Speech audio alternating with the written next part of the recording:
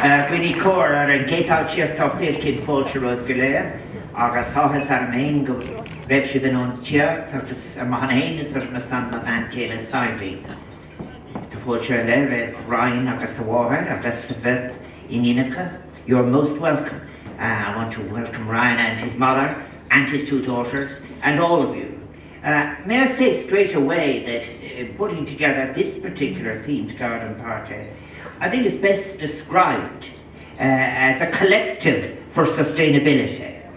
Because we have represented here the NGO sector, we've all represented Irish exporters, we've represented Irish business, the Irish trade unions, social justice, everybody is here. And I can't tell you how pleased I am that we are all in the same space. So this is a very positive garden party in which we are celebrating, as it were, our partnership for sustainability. Good economics, making the case as well that a sustainable economics is good economics. Sustainable business is good business. Sustainable economy gives the best guarantee for workers' dignity and workers' future in the present generation and in the future.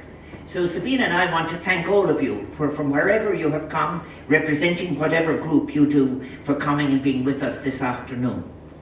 Really, I think that as President, maybe among the moments that have been very significant last year were two big decisions. One in relation to sustainable development in New York, and the other in Paris in relation to responding to the threat of climate change. And what we're faced with, I've been in recently at the Humanitarian Summit in Istanbul, is turning words into actions. And words into actions not at the level of states only, but at the level of different parts of the economy, but look at in our own lives as well.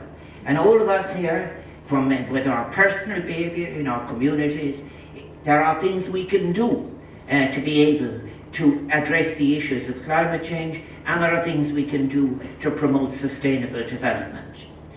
We have to, I was in Istanbul, maybe the most moving and one of the shortest speeches was from Nauru in an atoll, which rising sea levels will mean they will all either have to leave altogether, abandon their island. But that island at the moment is also the island to which those who are refugees trying to get into Australia are deposited.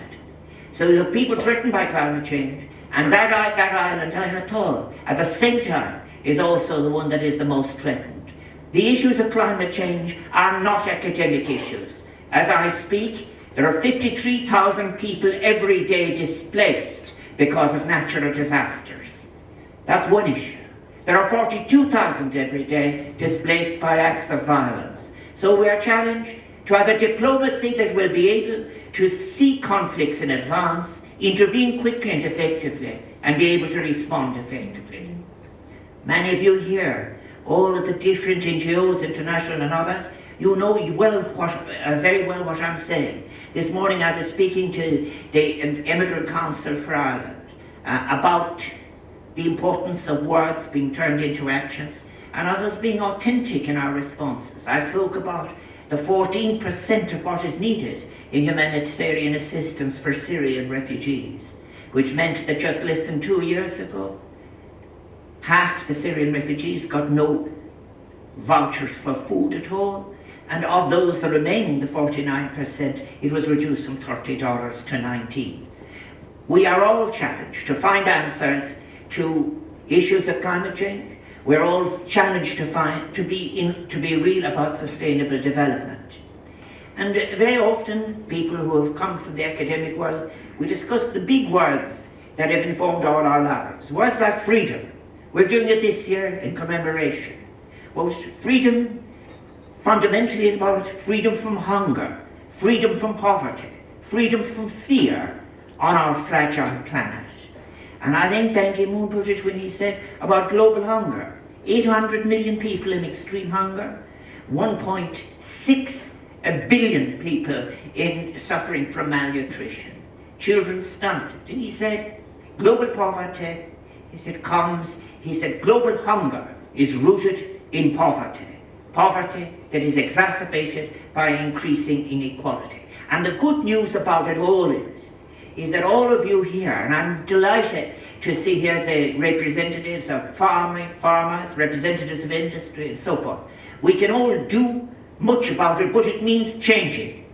And therefore, that's why it's important that we're all in the same tent, as it was.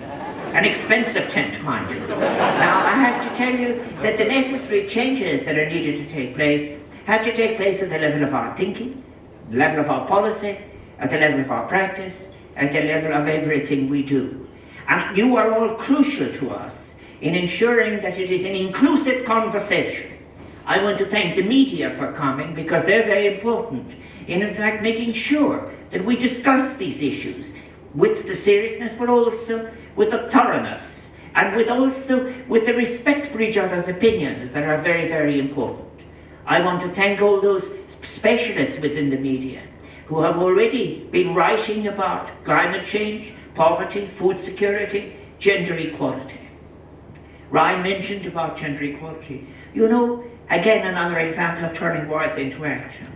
Of the humanitarian budget, 0.5% is spent on eliminating gender violence.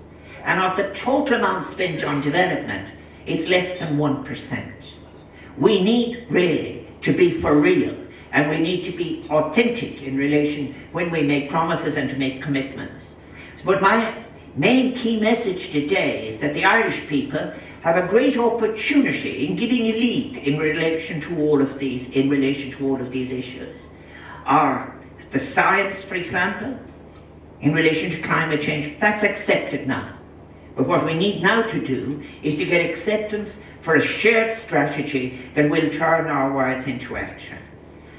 I think as well, on our continent, on our planet, our vulnerable planet at the present time, there are the largest number of displaced people since World War II, 59.5 million people.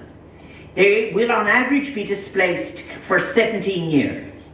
And in the last figures from about 2 years ago, only 1% get an opportunity of returning home. Now, here's our issue as well, is that by 2050, our population and the planet will have increased to 9.4 billion. That's an increase of 2.4 billion. And 1.3 billion of that will be in Africa. 28% of the population and 40% of the young people. And are we to look at Africa and say, you must do things in the way that we've done them, that put our planet into danger in terms of sustainability, that recreates poverty, that doesn't solve the problem of hunger, and so forth. Now, before I go any further, I must say, Ireland has a good reputation. And I want particularly to thank Minister Naughton, for example, for being with us this afternoon. You honour us by being here. And I think also, as well as you have yourself said, I think, in relation to responding to these issues I speak about, we need an all-of-government response. We need all of the different sections of government, sections of partnerships and so forth, to work together to make meaningful progress in relation to climate change and in relation to sustainability. It isn't, by the way, of help at all, as I said this morning, to keep referring to, as if this is a problem, referring to people who should be like our own people who went across the Atlantic to Canada and who are lost at sea, referring to such people as swarms or flocks or blocks. There are people whose dignity is terribly important. We have obligations to refugees, and we must approach migration in a way that respects human dignity. But finally, I just wanted to say this. It's laid out for us, 17 goals there in sustainable development, 169 achievable targets. And all we need for it is everybody to take responsibility, to talk about it, spread the word about it. And the good news about it in relation to all of this is that we are welcomed around the world for our work for peace. We're welcomed around the world for our work for development in different places. And for the way in which, for example, the Irish ambassador to the United Nations has again been chosen to do the preparations for Ban Ki-moon's conference in September on the refugee issue. He worked with the Kenyan ambassador on putting together the conference on sustainable development and in Paris. So I think that this is really very important. I do want to say this, it is that now is that there's an interesting sociologist, I used to be one of those myself some time ago, but I was reading recently and he said, we have choices in Europe, for example, about building a political community around values we share, or else we can lapse into building political community around grievances and having an auction of grievances. The truth of it is, we have a great opportunity of putting the stamp of humanity on our future, and at the same time achieving these great issues. All of you here, you are practitioners, and you know in relation to, so we're honoured that we put the IFA here, the young president of the IFA. If we're going to have 9.4 billion people, it requires 40% production and increase in food production. We have to do that sustainably. And it is not only the issue about moving food across the planet to meet hunger. It is about creating the capacity for food production in a sustainable way, as close as possible to where you have women in Africa working, for example, without title to their land. Now, that's the message, and that's why we're here, as we say, the collective for sustainability.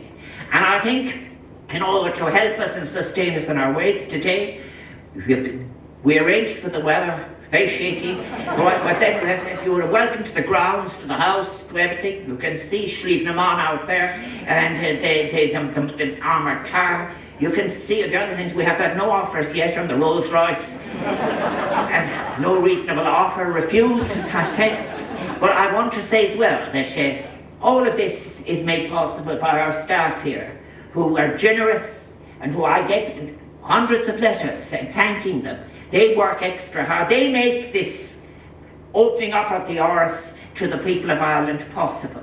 I want to thank them for their good humour, and of course, which is in a moment, I hope, their culinary skills. I want to thank Civil Defence, John of God, for their helping us with the programmes. And I also want to thank the Army and ERCO for their help. They provide Slievnaman for us, and also the United Nations vehicle that we have out there. I want to thank our entertainers, Dinniscully, St. Patrick's Pipe Band, the Dublin Ukulele Collection, the Old Town Rounders, the Willoughby Brothers, Bully's Acre, and all of the other musicians. And as you know, things start on the late and are followed on the radio early in the morning. So therefore, that's why it's particularly, we're so pleased that Ryan Tubridy agreed to come along and be MC this afternoon. So beer or soothnes, agus samahan hain, agus san ma van kele, gan buikas liver fod as child. So may I just ask you all to enjoy the house, enjoy the gardens, and make yourself at home. And before Ryan takes over, somewhere there is Dee. There you are there. That man bowing there is the greatest sound expert in the world. And he makes sure that all of this, in fact, works very, very well. So all that it remains for me to say, enjoy the afternoon. Thank you for coming. Keep up your good work. May you be followed by thousands. And let us all work together for a sustainable and fair and just world. Good evening, Mahaki. Thank you.